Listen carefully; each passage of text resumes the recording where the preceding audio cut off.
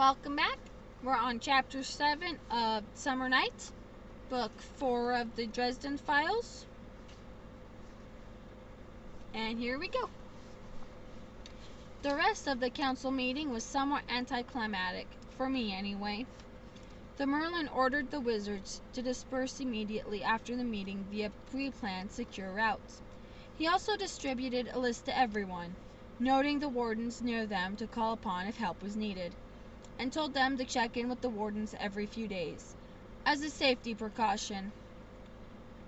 Next, a grizzled old dame warden went over the theories to a couple of newly developed wards meant to work especially well against vampires.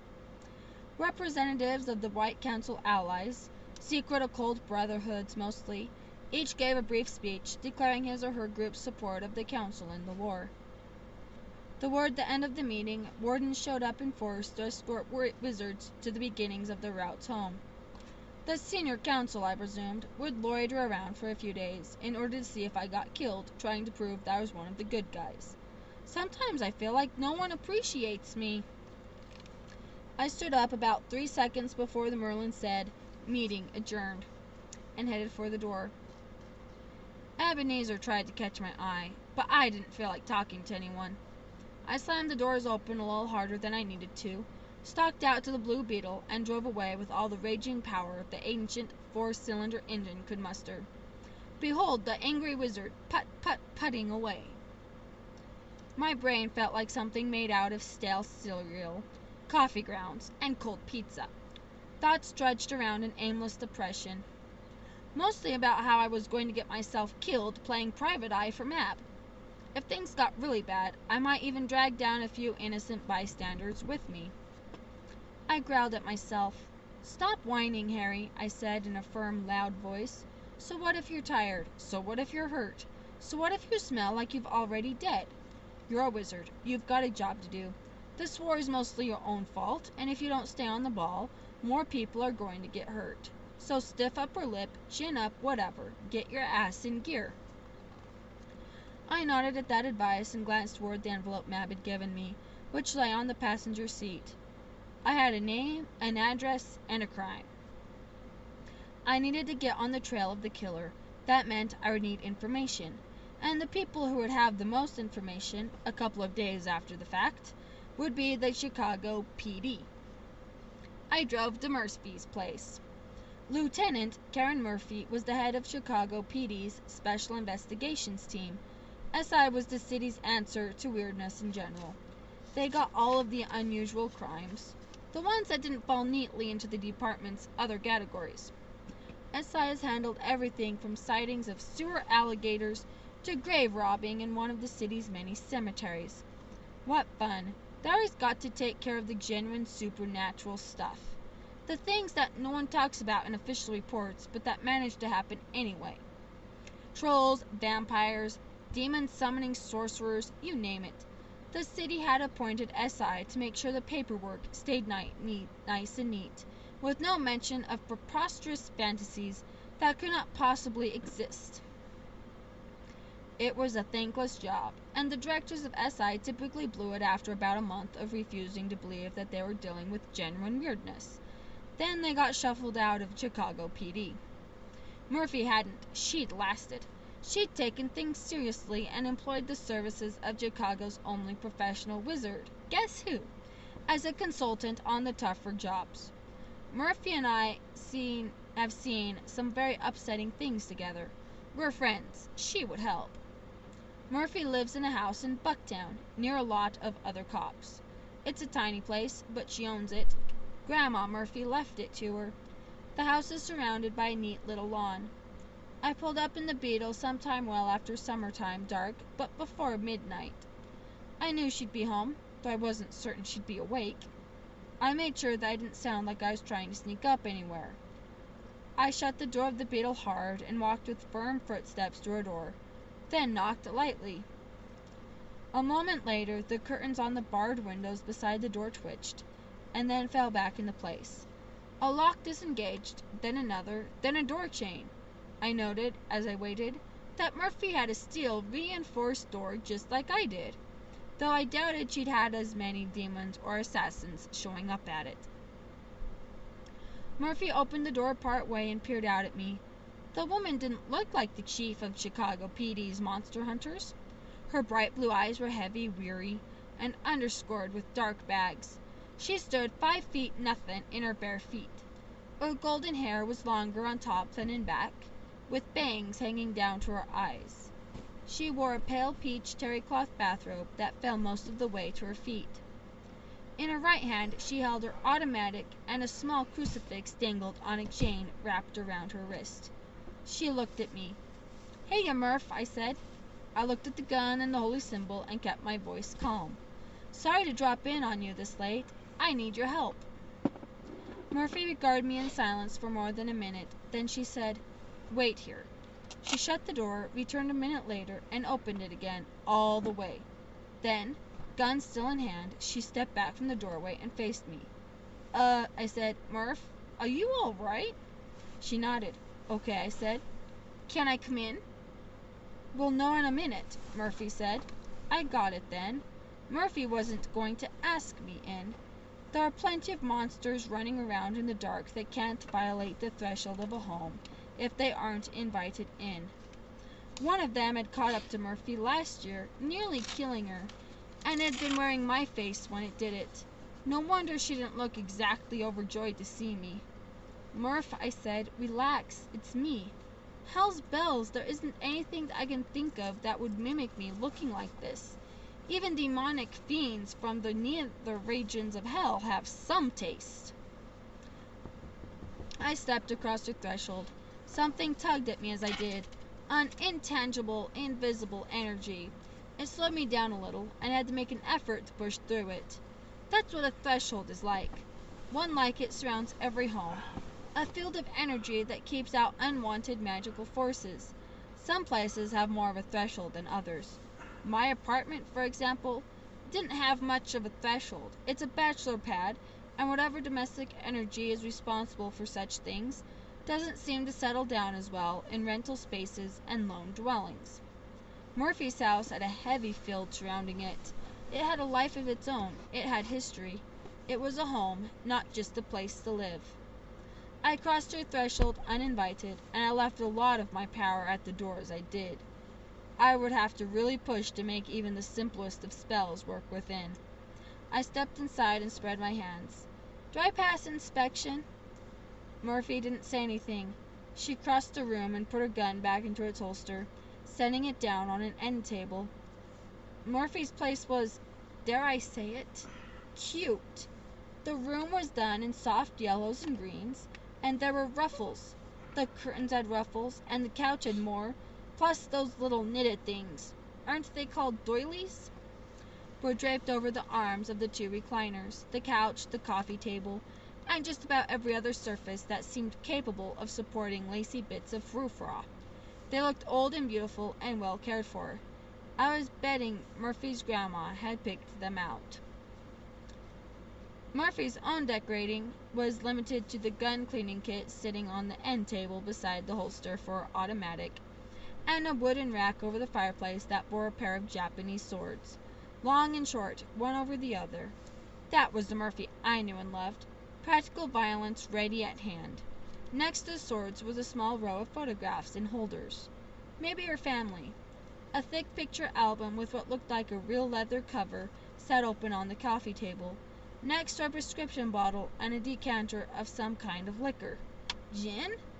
The decanter was half empty. The glass next to it was completely empty. I watched her settle down in the corner of the couch in her oversized bathrobe. Her expression remote. She didn't look at me. I got more worried by the moment. Murphy wasn't acting like Murphy. She'd never passed up a chance to trade banter with me. I've never seen her this silent and withdrawn. Damn it, just when I needed some quick and decisive help. Something was wrong with Murphy, and I hardly had time to play dime store psychologist, trying to help her. I needed whatever information she could get me. I also needed to help her with whatever it was that hurt her so badly. I was fairly sure I wouldn't be able to do either if I didn't get her talking. "Nice place, Murph," I told her. I haven't seen it before." She twitched one shoulder in what might have been a shrug. I frowned. "You know, if conversation is too much for you, we could play charades. I'll go first." I held up my hand with my fingers spread. Murphy didn't say anything, so I provided her end of the dialogue. 5 words. I tugged on my ear. "Sounds like, 'What is wrong with you?'" She shook her head. I saw her eyes flicker toward the album. I leaned forward and turned the album toward me. It had been opened on a cluster of wedding pictures. The girl in them must have been Murphy, back when. She had longer, sunnier hair, and a kind of adolescent slenderness that showed around her neck and wrists. She wore a white wedding gown, and stood next to a tuxedo-clad man who had to have been 10 years older than she was. In other pictures, she was shoving cake into his mouth, drinking through linked arms, the usual wedding fare. He had carried her to the getaway car, and the photo, Murphy's face had been caught in a moment of laughter and joy. "First husband?" I asked. That got through to her. She glanced up at me for just a second, then nodded. "You were a kid in this, maybe 18? She shook her head. 17? She nodded. At least I was getting some kind of response out of her. "How long were you married to him?" Silence. I frowned. "Murph, I'm not like a genius about this stuff or anything, but if you're feeling guilty about something, maybe you're being a little hard on yourself." Without a word, she leaned forward and picked up the album, moving it aside to reveal a copy of the Tribune. It had been folded open to the obituaries page. She picked it up and handed it to me. I read the first one out loud. "Gregory Taggart, age 43, died last night after a long bout with cancer." I paused and looked at the photograph of the deceased, and then at Murphy's album. It was the same man, give or take several years of wear and tear. I winced and lowered the paper. "Oh God, Murph, I'm sorry. I'm so sorry." She blinked her eyes several times. Her voice came out thready and quiet.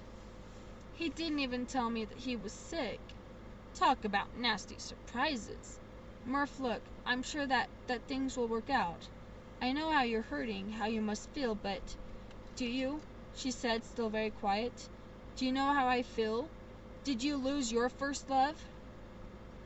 I sat quietly for a full minute before I said, "Yeah, I did." "What was her name?" It hurt to think the name, much less to say it. But if it helped me get through to Murphy, I couldn't afford to be touchy. "Elaine. Both of us were orphans. We got adopted by the same man when we were 10.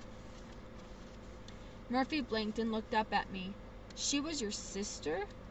"I don't have any relatives. We were both adopted by the same guy, that's all. We lived together, drove one another nuts, hit puberty together. Do the math." She nodded. "How long were you together?" Until we were about 16. "What happened? How did she—" I shrugged. "My adopted father tried to get me into black magic. Human sacrifice." Murphy frowned. "He was a wizard?" I nodded. "Strong one. So was she." "Didn't he try to get Elaine too?" "Did get her," I said. "She was helping him." "What happened?" she asked quietly. I tried to keep my voice even and calm, but I wasn't sure how well I managed it. "I ran away. He sent a demon after me. I beat it, then went back to save Elaine. She hit me with a binding spell when I wasn't looking, and he tried a spell that would break into my head, make me do what he wanted. I slipped out of the spell Elaine had on me and took on Dresden. I got lucky. He lost. Everything burned." Murphy swallowed. "What happened to Elaine?" "Burned," I said quietly, my throat tightening. "She's dead." "God, Harry!" Murphy was quiet for a moment. "Greg left me. We tried to talk a few times, but it always ended in a fight." Her eyes welled up with tears. "Damn it, I should have at least gotten to tell him goodbye." I put the paper back on the table and closed the album, studiously not looking at Murphy. I knew she wouldn't want me to see her crying. She inhaled sharply. "I'm sorry, Harry," she said. "I'm flaking out on you. Here, I shouldn't. I don't know why this is getting to me so hard." I glanced at the booze and the pills on the table. It's okay. Everyone has an off day sometimes. I can't afford it. She drew the bathrobe a little closer around herself and said, Sorry, Harry, about the gun. Her words sounded heavy, maybe a little slurred.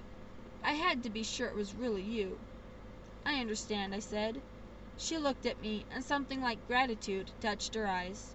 She got up from the couch abruptly and walked down a hallway, out of the living room, and said over her shoulder, Let me put something else on. Sure, okay, I said after her, frowning. I leaned over to the table and picked up the prescription bottle behind the booze, next to the empty tumbler. A medium-sized dose of Valium. No wonder Murphy had been slurring her words. Valium and gin. Hell's bells. I was still holding the pills when she came back in, wearing baggy shorts and a t-shirt. She raked a brush through her hair and splashed water on her face, so that I could barely tell that she'd been crying. She stopped short and looked at me. I didn't say anything. She chewed on a lip. Murph, I said finally, are you okay? Do you need... Relax, Dresden, she said, folding her arms. I'm not suicidal. Funny you say that. Mixing drinks with drugs is a great way to get it done. She walked over to me, jerked the pill bottle out of my hands, and picked up the bottle of booze. It isn't any of your business, she said. She walked into the kitchen, dropped things off, and came back out again. I'm fine. I'll be fine. Murph, I've never seen you with a drink in your life. And Valium? It makes me worry about you. Dresden, if you came over here to lecture me, you can leave right now. I shoved my fingers through my shaggy hair. Karen, I swear I'm not lecturing. I'm just trying to understand. She looked away from me for a minute, one foot rubbing at the opposite calf. It hit me how small she looked, how frail. Her eyes were not only weary, I saw now. They were haunted. I walked over to her and put a hand on her shoulder. Her skin was warm beneath the cotton of her t-shirt. Talk to me, Murph, please. She pulled her shoulder out from under my hand. It isn't a big deal. It's the only way I can get any sleep. What do you mean? She took a deep breath. I can't sleep without help. The drinks didn't help. The drugs didn't either. I have to use both, or I won't get any rest. I still don't get it. Why can't you sleep? Is it because of Greg? Murphy shook her head, then moved over to the couch away from me and curled up in the corner of it, clasping her hands over her knees. I've been having nightmares. Night terrors, the doctors say. They say it's different from just bad dreams. I felt my cheek twitch with tension. And you can't stay asleep? She shook her head. I waked myself up screaming. I saw her clench her fists. God damn it, Dresden. There's no reason for it. I shouldn't get rattled by a few bad dreams. I shouldn't fall to pieces hearing about a man I haven't spoken to in years. I don't know what the fuck is wrong with me. I closed my eyes. You're dreaming about last year, aren't you? About what Kravos did to you? She shivered at the mention of the name and nodded. I couldn't stop thinking about it for a long time, trying to figure out what I did wrong, why he was able to get to me. I ached inside. Murph, there wasn't anything you could have done. Don't you think I know that? She said, her voice quiet. I couldn't have known that it wasn't you. I couldn't have stopped him even if I had. I couldn't have done anything to defend myself, to stop what he did to me. Once he was inside my head. Her eyes clouded with tears, but she blinked them away, her jaw setting. There wasn't anything I could have done. That's what scares me, Harry. That's why I'm afraid. Murph, he's dead. He's dead and gone. We watched them put him in the ground. Murphy snarled. I know that. I know it, Harry. I know he's gone. I know he can't hurt me anymore. I know he's never going to hurt anyone again. She looked up at me for a moment, chancing a look at my eyes. Hers were clouded with tears, but I still have the dreams. I know it, but it doesn't make any difference. God, poor Murphy. She'd taken a spiritual mauling before I'd shown up to save her. The thing that attacked her had been a spirit being, and had torn her apart on the inside without leaving a mark on her skin. In a way, she'd been raped.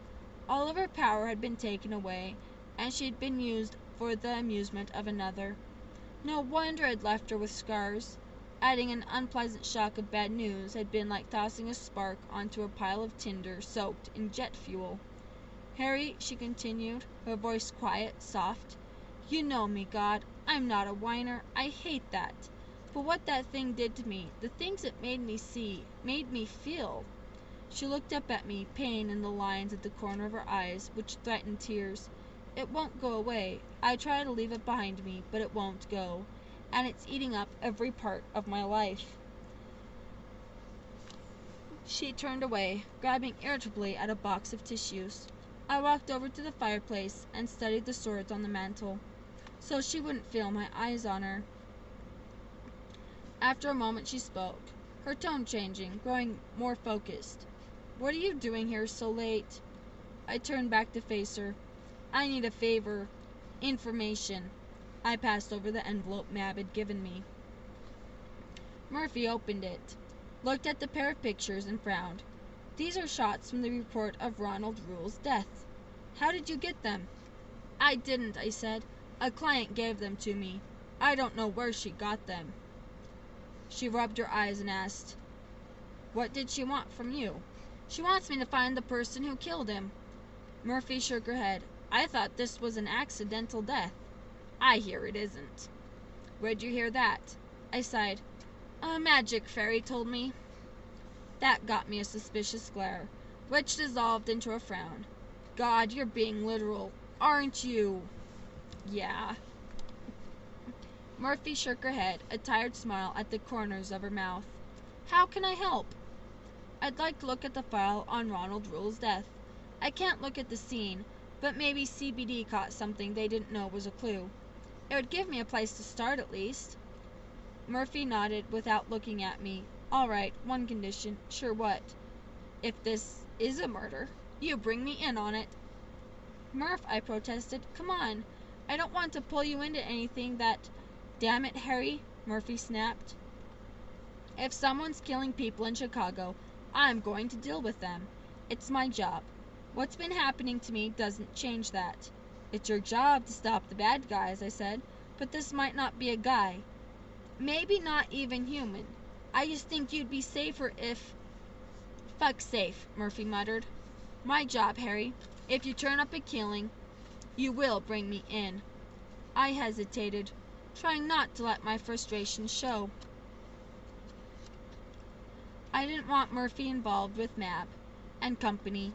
Murphy had earned too many scars already. The fairies had a way of insinuating themselves into your life. I didn't want Murphy exposed to that, especially as vulnerable as she was. But at the same time, I couldn't lie to her. I owed her a lot more than that. Bottom line, Murphy had been hurt. She was afraid. And if she didn't force herself to face that fear, it might swallow her whole. She knew it. As terrified as she was, she knew that she had to keep going or she would never recover. As much as I wanted to keep her safe, especially now, it wouldn't help her. Not in the long run. In a sense, her life was at stake. "Deal," I said quietly. She nodded and rose. "Stay out here. I need to get on the computer. See what I can pull up for you." "I can wait if it's better." She shook her head. "I've already taken the Valium. If I wait any longer, I'll be too zonked to think straight. Just sit down, have a drink. Try not to blow up anything." She padded out of the room on silent feet. I sat down in one of the armchairs, stretched out my legs, let my head fall forward, and dropped into a light doze. It had been a long day, and it looked like it was just going to get longer. I woke up when Murphy came back into the room, her eyes heavy. She had a manila folder with her. "Okay," she said, "this is everything I could print out. The pictures aren't as clear as they could be, but they aren't horrible." I sat up, took the folder from her, and opened it. Murphy sat down in the armchair facing me, her legs tucked beneath her. I started going over the details in the folder, though my brain felt like some kind of gelatin dessert topped with mush. "What happened to your hand?" she asked. "Magic fairy," I said. Magic fairy with a letter opener. It doesn't look good. The dressing isn't right either. You have anyone look at it? I shook my head. No time. Harry, you idiot. She got up, disappeared into the kitchen, and came back out with a first aid kit. I decided not to argue with her. She pulled up a chair from the kitchen next to mine and nested my arm in her lap. I'm trying to read here, Murph. You're still bleeding. Puncture wounds will ooze forever if you don't keep them covered. Yeah, I tried to explain that. But they made me take the bandage off anyway. Who did? Long story. So the security guard on the building didn't see anyone come in? She peeled off the bandage with brisk motions. It hurt. She fished out some disinfectant. Cameras didn't pick up anything either, and there aren't any bursts of static to indicate someone used magic. I checked. I whistled. Not bad, Murph. Yeah, sometimes I use my head instead of my gun. This will hurt. She sprayed disinfectant liberally on my hand. It stung. Ow, wimp. Any other ways in and out of the building? Not unless they could fly and walk through walls. The other doors are all fire exits, with alarms that would trip if someone opened them. I kept paging through the file. Broken neck to fall, it says. They found him at the bottom of the stairs. Right. Murphy used a wipe to clean both sides of my hand, and then she put more disinfectant on. It hurt a bit less. He had contusions consistent with the fall, and he was an old man. No one seen entering or leaving an apartment building with a high security system, so naturally no one looked for a killer, I finished, or reported anything that might have indicated one. Or wait, did they? Says here that the first officer on the scene found slippery goo on the landing above where Rule fell. But none of the detectives on the scene later found any such thing, Murphy said. She pressed a gauze pad against the wound from either side and began wrapping medical tape around to hold the pads on. The first officer was a rookie. They figured he was seeing a killing where there wasn't one, so he could get on a murder investigation. I frowned, turning the printouts of the photographs around. See here? The sleeves of Rule's coat are wet. You can see discoloration. She looked and admitted, maybe. There's no mention of it, though. Slippery goo. It could have been ectoplasm. Is that too tight? Ecto what? I flexed my fingers a little, testing the bandage. It's fine. Ectoplasm. Matter from the Never Never. That's the spirit world, right? Fairyland? Among other things. And stuff from there is goo? It turns into goo when there's not any magic animating it. As long as the magic is there, it's as good as real. Like when Kravos made a body that looked like mine and came gunning for you. Murphy shivered and started putting things back into her kit. So when whatever it is that has made this ecto-goo into matter is gone, it turns back into slime, I said. It's clear and slippery, and it evaporates in a few minutes. So something from the Never Never could have killed Rule, Murphy said. Yeah, I said. Or someone could have opened up a portal into the apartment building. There's usually some gunk left when you open a portal, dust drifting out from the Never Never, so that they could have opened a portal, then gotten out the same way. Whoa, hold it. I thought Fairyland was monsters only. People can go into the Never Never? If you know the right magic, yeah. It's full of things that are fairly dangerous, though. You don't just cruise through on a Sunday stroll. Jesus Christ, Murphy muttered. So someone, or something, I interjected, or something, could have gotten into the building and out again, just like that, past all the locks and guards and cameras. How scary is that? Could have, yeah. Stepped in, pitched Grandpa down the stairs, stepped out again. God, that poor old man. I don't think he was helpless, Murph. Rule was mixed up with the fairies. I kind of doubt his hands were squeaky clean. She nodded. Okay. Had he made any supernatural enemies? I held up the picture of the body. Looks like it. Murphy shook her head. She swayed a little bit, and then sat down next to me, leaning her head against the corner of the couch. So, what's the next step? I go digging. Pound the proverbial pavement. You don't look so good. Get some rest first. A shower, some food, maybe a haircut. I rubbed my eyes with my good hand. Yeah, I said, and you tell me when you know something. Murph, if this was something from the Never Never, It's going to be out for your, it's going to be out of your, I almost said league, jurisdiction. She shrugged. If it came into my town and hurt someone I'm responsible for protecting, I want to make it answer for that. She closed her eyes. Same as you. Besides, you promised. Well, she had me there. Yeah, okay, Murph. When I find something out, I'll call. All right, she said. She curled up in the corner of the couch again, heavy eyes closing. She leaned her head back, baring the lines of her throat. After a moment, she asked, Have you heard from Susan? I shook my head. No. But her articles are still coming into the Arcane. She's all right. I nodded. I guess so. Have you found anything that'll help her yet? I sighed and shook my head. No, not yet. It's like pounding my head against a wall. She halfway smiled. With your head, the wall breaks first. You're the most stubborn man I've ever met. You say the sweetest things. Murphy nodded. You're a good man, Harry. If anyone can help her, it's you. I looked down so she wouldn't see the tears that made my eyes swim a little, and started putting the file back together. Thanks, Murph. That means a lot to me. She didn't answer. I looked up and saw that her mouth had fallen slightly open, and her body was totally relaxed, a cheek resting on the arm of the couch. Murph, I asked. She didn't stir. I got up and left the file on the chair.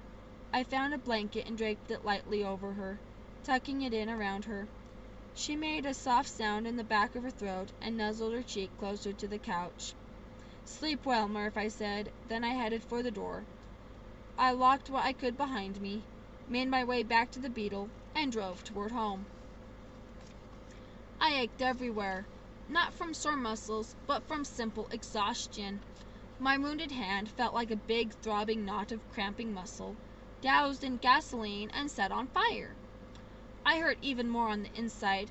Poor Murph had been torn up badly. She was terrified of the things she might have to face, but that made her no less determined to face them. That was courage, and more than I had.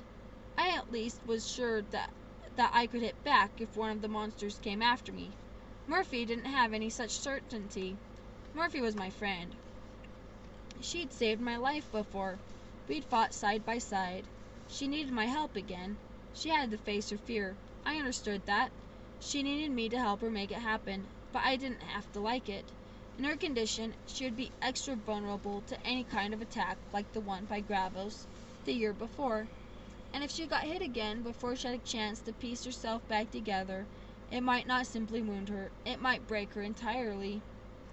I wasn't sure I could live with myself if that happened. Damn it, I muttered. So help me, Murph. I'm going to make sure you come out of this okay. I shoved my worries about Murphy to the back of my mind. The best way to protect her would be to focus on this case, to get cracking. But my brain felt like something had crawled into it and died. The only cracking it was going to be doing was the kind that would land me in a rubber room and a sleeveless coat. I wanted food, sleep, a shower. If I didn't take some time to put myself back together, I might walk right into something that would kill me and not notice it until it was too late. I drove back to my apartment, which is the basement of a rooming house more than a century old. I parked the Beetle outside and got my rod and staff out of the car to take with me. It wasn't much of a walk between my apartment and the car, but I'd been accosted before. Vampires can be really inconsiderate that way. I thumped down the stairs to my apartment, unlocked the door, and murmured the phrase that would disarm my wards long enough to let me get inside. I slipped in, and my instincts screamed at me that I was not alone. I lifted the blasting rod, gathering my power and sending it humming through the focus, so that the tip burst in the brilliant crimson light that flooded my apartment. And then there she was, a slender woman, standing by my cold fireplace, all graceful curves and poised reserve. She wore a pair of blue jeans over long, coltish legs, with a simple scarlet cotton t-shirt. A silver pentacle hung outside the shirt, resting on the curve of modest breasts, and it gleamed in the light from my readied blasting rod.